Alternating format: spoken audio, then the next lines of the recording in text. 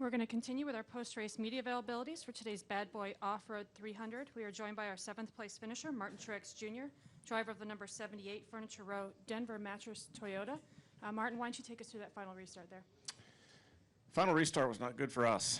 Final two really weren't. So, we'd raced with Matt so hard for the lead there for such a long time that just kind of burned my tires up, and then really had trouble getting going on those last two restarts. Lost a few spots, so it was unfortunate, to have a car that good all day long and then come home 7th. But all in all, it was a fun day. We led a lot of laps, and the team did a great job all weekend. So it was good.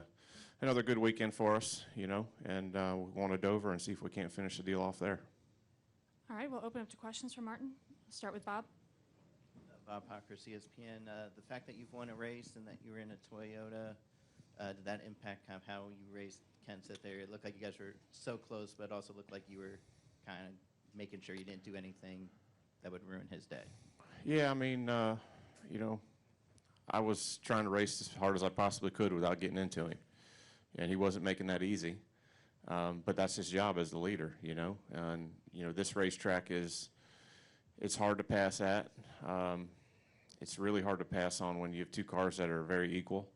I felt like we were a little bit better than him at that point in time, but not better, good enough to just drive by him.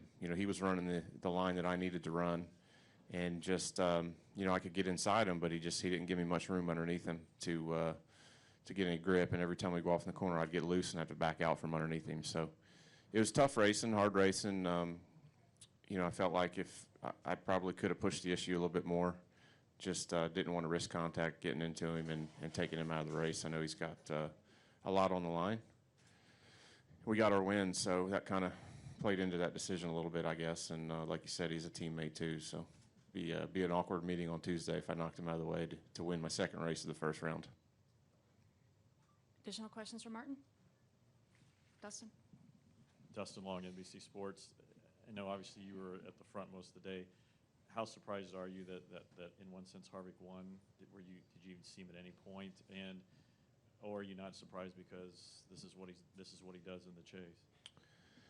I'm not surprised. I mean, they've been running well, I wish Matt didn't let him win. He raced me that hard and held me behind him all that time. If I just could have got by him, I don't think anybody would have touched us. So, I felt like, with him being able to hold us off, I thought he was going to be okay. But I think he was in the same position as me. I think he ran really hard trying to keep me behind him.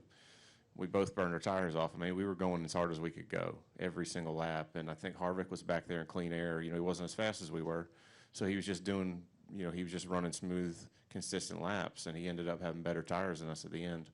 I think Kyle and Brad and a couple of those guys came from the back on some fresher tires. But, they weren't on the front row either. So, he just was in the right spot at the right time, made the right move, and he obviously was competitive all day long. It's not like he come out of nowhere.